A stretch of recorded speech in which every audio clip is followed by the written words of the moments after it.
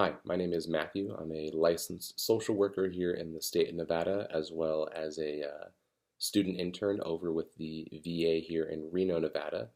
There specifically, I work under the Chief of Staff, Teresa Williams, and this video is just briefly discussing and describing the comprehensive field case analysis project in regards to the PDF that I've also posted in this discussion in the case of a veteran who was sought guardianship under the counsel of the VA system. So to go into further detail of this case, first it's important to understand the complexity behind how long this case has been in the works. Approximately 2 years ago, this specific veteran admitted to the VA here in Reno because he was involved in a motor vehicle accident on his way from California to Nevada. He was, if you're familiar with the area, he was traveling on I-80, was it east, coming from kind of the Truckee area into Reno. He had already crossed the state border and was in the state of Nevada. And in this motor vehicle accident, that was not his fault. He was injured and then promptly admitted to a local hospital. Upon his admission to the hospital, they reviewed his veteran status and decided that it would be in his best interest to be admitted to the VA. Now, this is where the case becomes more complicated than I think normal cases would be. The VA here in Reno has something called a catchment area.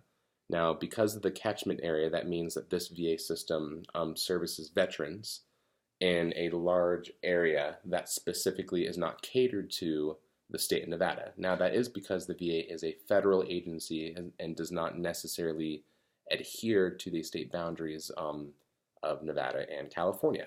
For example, the catchment area for the Reno VA includes a lot of Reno, of course, northern Nevada, and a good chunk of northern California.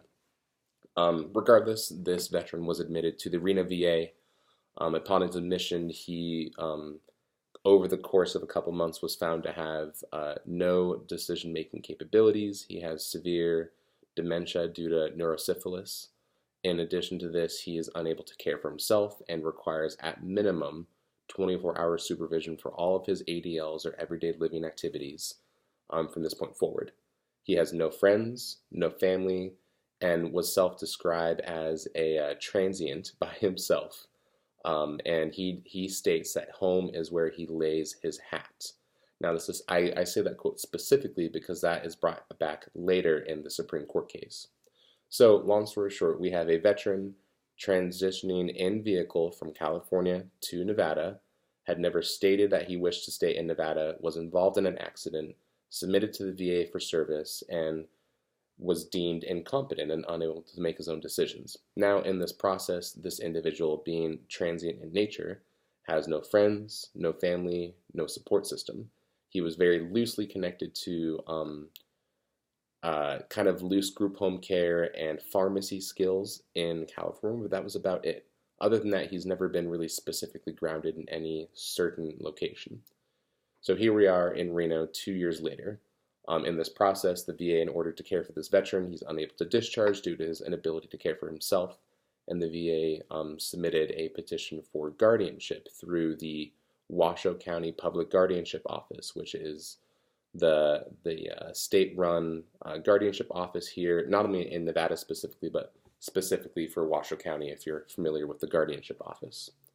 Now, in this process, they filled out the application just like anyone else would. It was reviewed by the court and it was accepted, surprisingly. The VA didn't think it would be accepted because of his status as a non-Nevada resident, but it was accepted nonetheless. Which at this point it would be null and void because it was approved and accepted by the court. This man was awarded guardianship, and then through the Washoe County Public Guardianship Office in the VA, he would be then given case management and placed more or less in an institutional facility.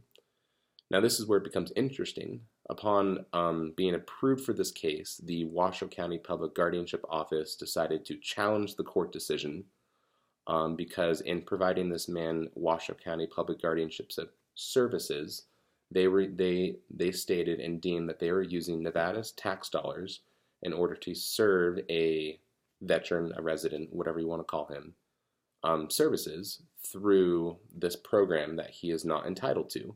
Now this, and I don't have the code here in front of me, but that is per code from the Washoe County Public Guardianship Office.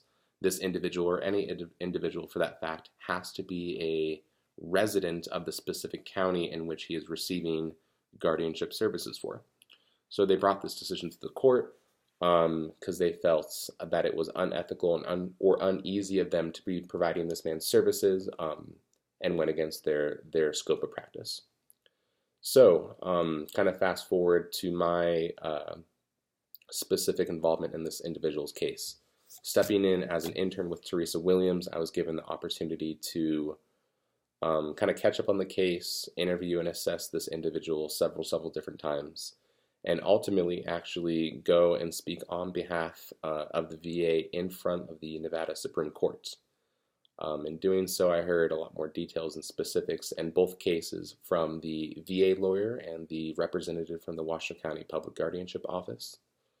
In this process, I could definitely understand both sides. For example, the VA argued that this man has already been awarded guardianship. It would be unjust to then now strip that title from him and leave him essentially homeless in a city with no help, no supervision, and basically deemed homeless to the street with no service and no ability to care for himself.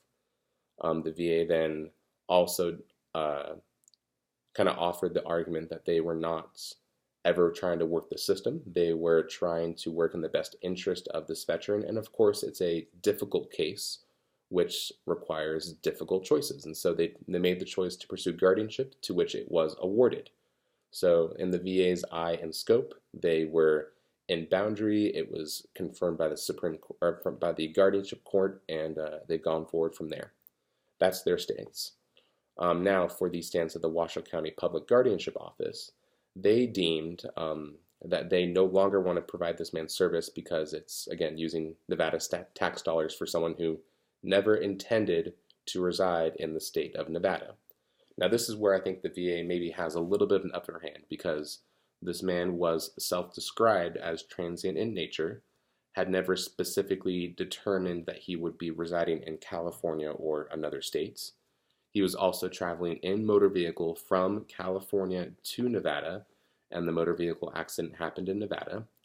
He also was released very briefly from the hospital to the VA. There was about a 2 or 3 day overlap in between those services where he could have very easily left the state of Nevada and didn't. He chose to stay here and then continue to receive services with the Reno VA.